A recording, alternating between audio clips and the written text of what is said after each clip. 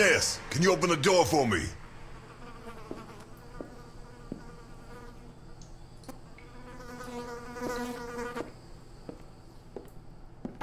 It was open. Why did you ring? I thought I should use the doorbell, so I wouldn't startle you. When I came in, I pressed the doorbell and it didn't work. Well, in light of the facts, I deduced that it was your finger that wasn't working. So, what can you tell me to restore my faith in you as a detective? What is that? Not a good start. It's a camera, so Alphonse can see all this. All right. Follow me. Boccherini had company for dinner. Someone from Vermont with the initials OB. Someone whose social status was a lot higher, but who was on the same side of the law.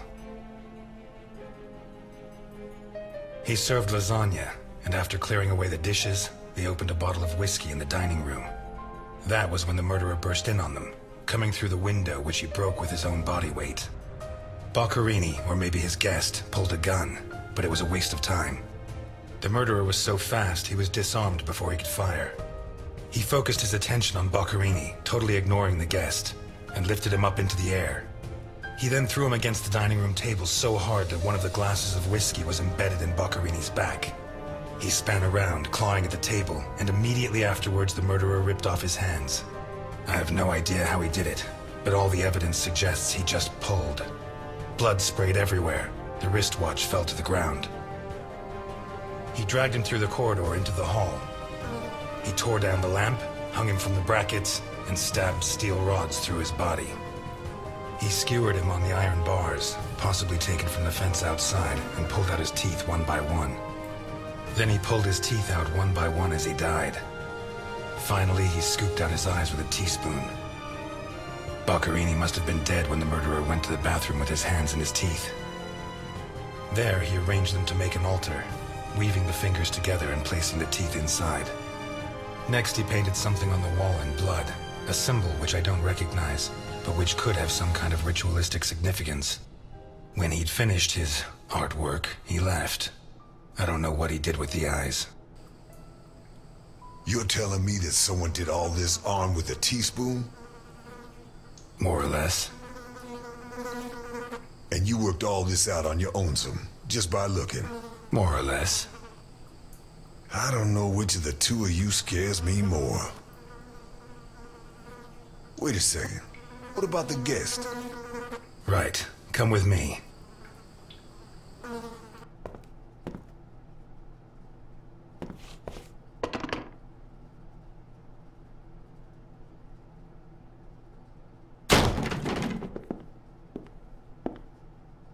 Nothing. Turns out Mr. Untouchable isn't infallible. But you were close. Congratulations. This must be Boccherini's office. Let's take a quick look around. All yours.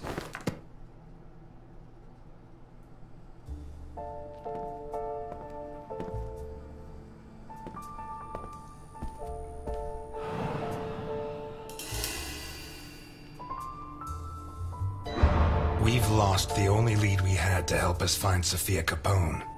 You think Boccherini's murder could be related? Maybe. It's hard to say.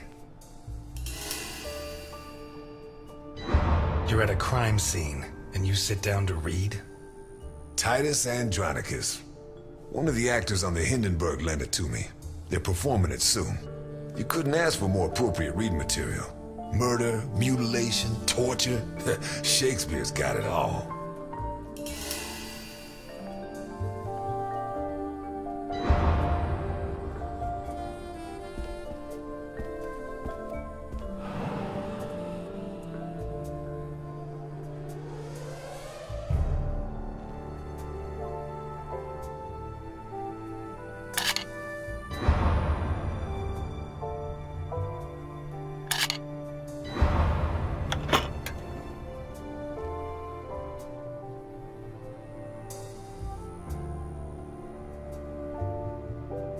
Jesus, there's at least $1 million here.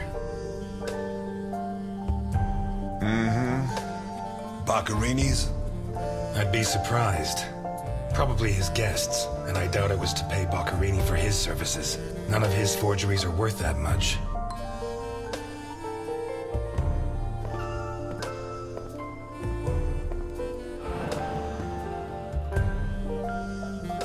Carlo, I have the goods for OB, but I have to take the children to school tomorrow and I can't make the meetup. Friday, same time, same place. It's signed NI. These initials are getting to be a pain in the ass, right? I have to take the kids to school tomorrow. I don't think this is some loving divorced daddy, Milton. I take back what I just said.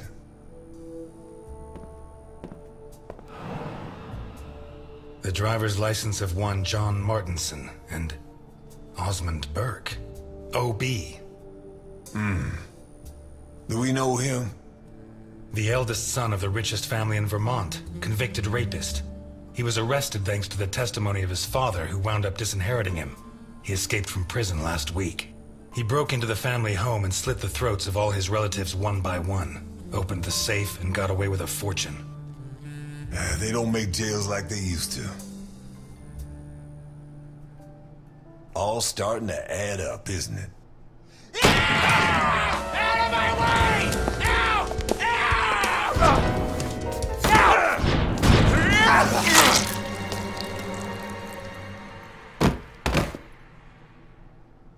All starting to add up, isn't it?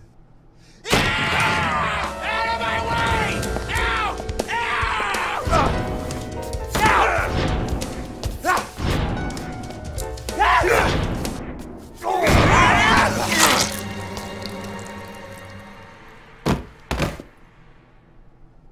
All starting to add up, isn't it?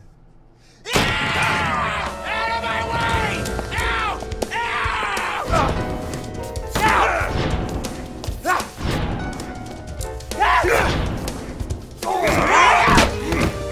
Milton! Milton! You're doing fine on your own, Mr. Ness. I believe in you.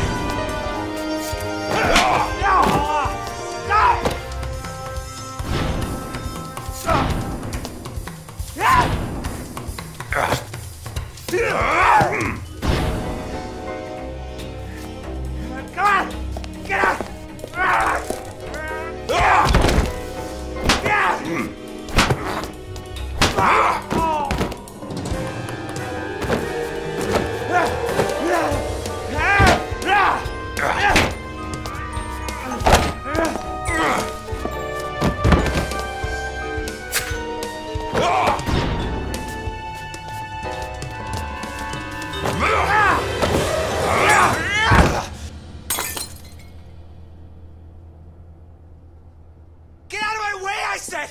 He's coming back! Who's coming back? Him! The monster! The guy who killed Boccherini? He was a monster! Oh, get your hands off me, Negro!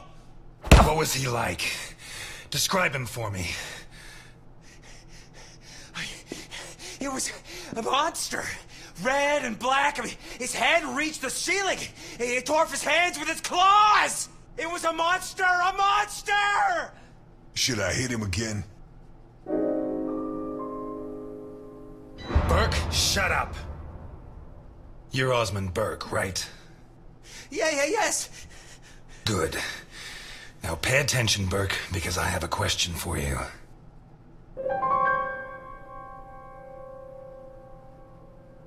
Who is this money for?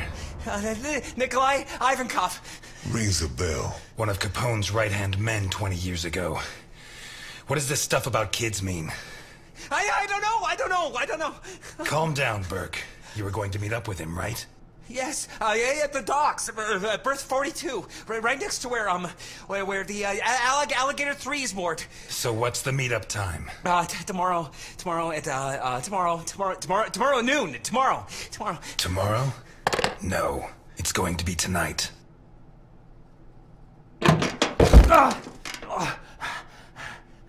Don't get too comfortable. We'll be there in no time.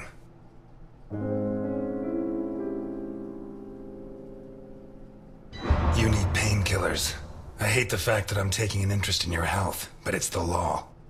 I'm afraid not, Mr. Ness. I have to take him to Alphonse. Out of the question. I know his temper. He'll beat him to a pulp. Listen, if the missing girl was your granddaughter, you wouldn't forgive me if I didn't let you see the only suspect who could lead us to her. Okay.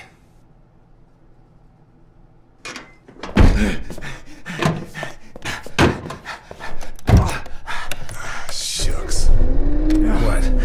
I thought that bloodbath would cover up the smell of stale grease. I was wrong.